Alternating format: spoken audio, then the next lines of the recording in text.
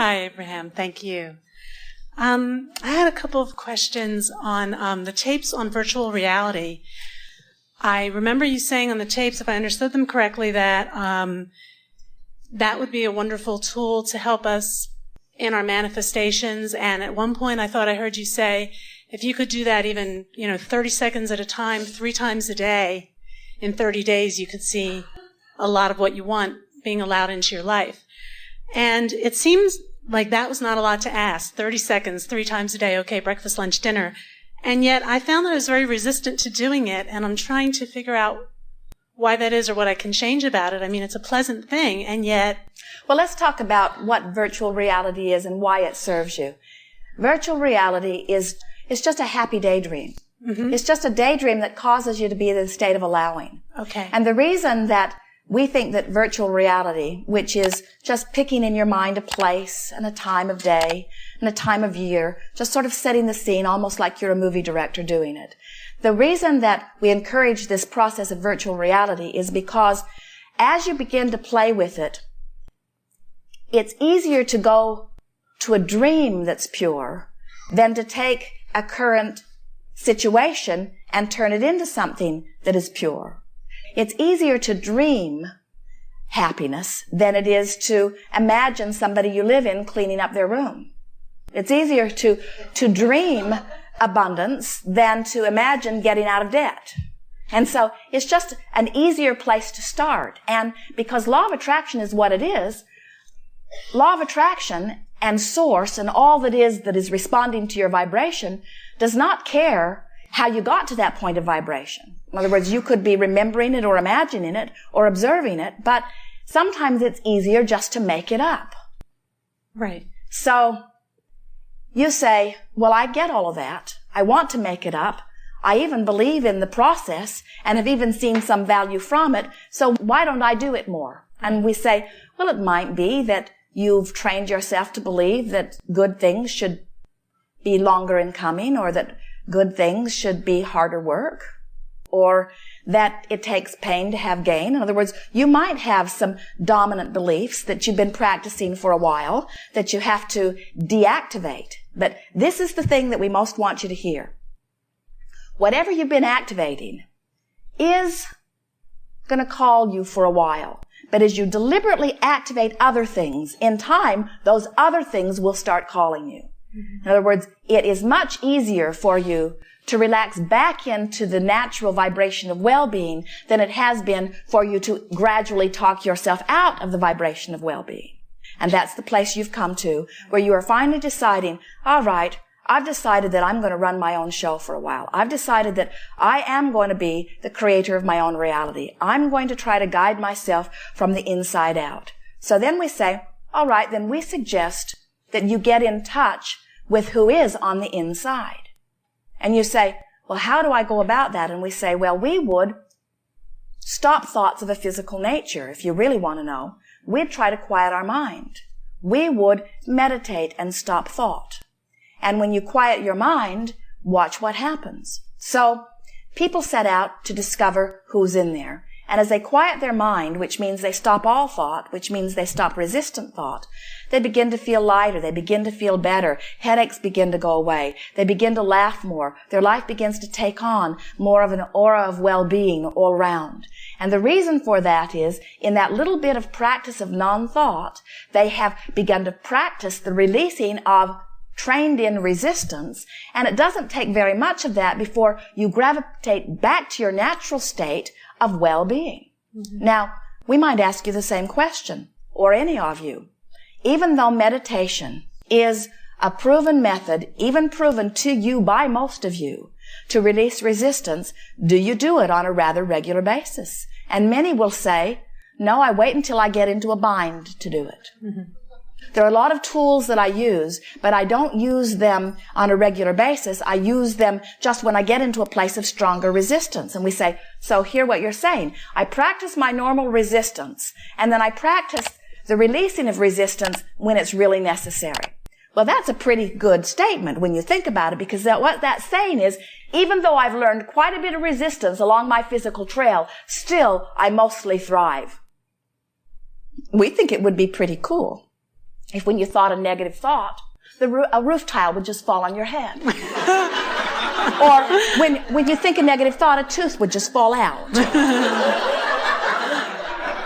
We think you'd be more diligent. But when it's something as insignificant as just momentary negative emotion that you can adjust to, that you can get used to, then many of you say, this resistance I'm not really thriving, but it's not killing me either. And so we just think you have to make a decision that it is important to feel good.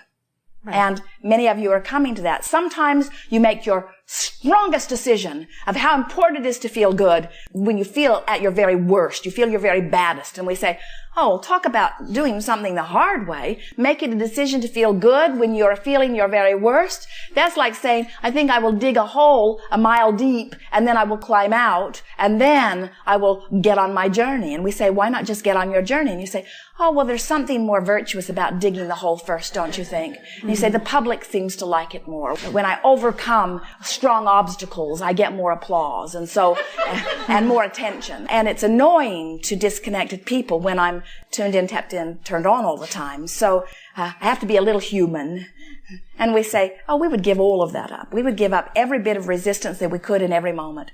In our moments, we would be looking for reasons to feel good. And if virtual reality works for you, then do it. If having something funny in your pocket to read all the time works for you, then do it. If listening to beautiful music does it for you, then we would do it. In other words, we would do everything. And what you begin to notice is a lot of variety pleases you. There are so many things that get you into that high, good feeling place. And then once you have sort of mastered the feeling good whenever you want to, then you can apply it to any subject that you want. Yes. Okay, so it's a mental discipline to go and do these things. Like if I want to do there's a commitment in the beginning. If I have some resistance based on my past of not taking the 30 seconds to do that. It's interesting how we talk about how much discipline we need to feel good. Yeah. I'm working really, really, really, really hard at feeling good because I know there's a good reason. Because that's like someone giving you an ice cream cone, your favorite kind. Everything about it delicious. And they say, now try to enjoy this. You say, I'll work on it, but it's not my nature to like my favorite ice cream cone. Right. It's like being in the middle of a sensuous sexual experience and having someone ring in and say, try to have a good time. try to have a good time there. You think, there are some things that just come natural, aren't there? Right. Yes. And feeling good comes so natural, you say. Right. It is so weird to not feel good, and it is so natural to feel good. Yes. Yes, thanks. When you were making the analogy, earlier you were saying you don't know the next 100 movies you're going to see in your life, but they can be good. Can you apply that to men as well? Because, let me clarify that, but whether it's myself or the clients I work with, I'm a therapist, there's so much angst when the right partner, the quote right man, the one has not come. I was thinking, if we didn't have the attachment to there's an attachment around, he's got to be the partner, the lifetime partner, but if we took it like the movies, it really wouldn't have to be like that, would it? Because whatever would be in front of you would be your now experience. As most people, not all, but most people approach the idea of relationship, they are unfulfilled, looking for a missing piece to fulfill them. Yes. So the whole time that piece is missing, they are unfulfilled, which means they cannot find the piece because it's missing. You have to be in the place of allowing the well-being to flow before it can come, you see. And that's why so many relationships feel a little void for a while, but if you are in the habit of finding voids to fill, then every relationship, the good part of it is temporary because you're always reaching then for something else to fill the new void that comes. This isn't a subject of relationships. This isn't a subject of money. This isn't a subject of filling the laundry list. This is a subject of getting into the place of feeling good for no good reason other than it's natural. so that all things that I have defined in this physical format and beyond can be fulfilled, revealed to me now. We don't know how you can easily say to someone who is all upset about someone missing in their life, because as long as they feel that upsetness, they can't let in what they really want. So we do what mothers of small children do. We try to distract them from what's really bothering them. Because if they are not activating the sense of loss or loneliness, then their desire can be fulfilled.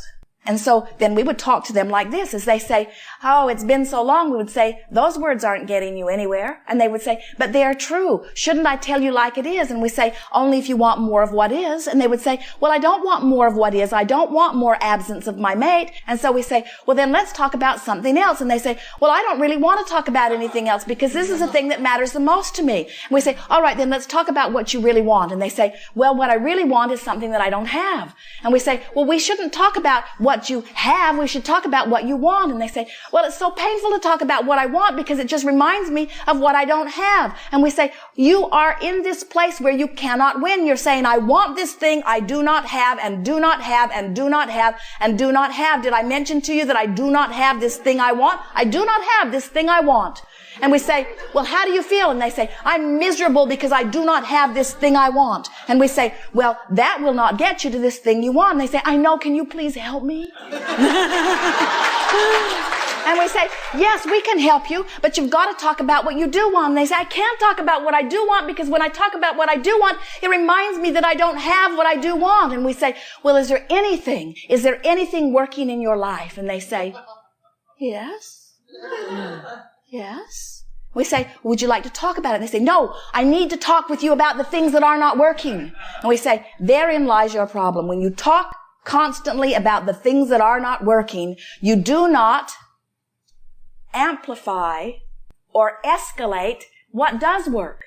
In every powerful now, you're escalating what works or you're escalating that what doesn't work, and everything is tied together. So if you can find one little piece of something in your life that works, and talk about it, praise it, bask over it, pat yourself on the back, tell others about it, feel good about it, feel smug about it, feel happy about it. What happens is you hold yourself in a state of perpetual allowing of good things. And then other things on other topics are allowed because of your holding yourself in this holding pattern of well-being relative to one thing.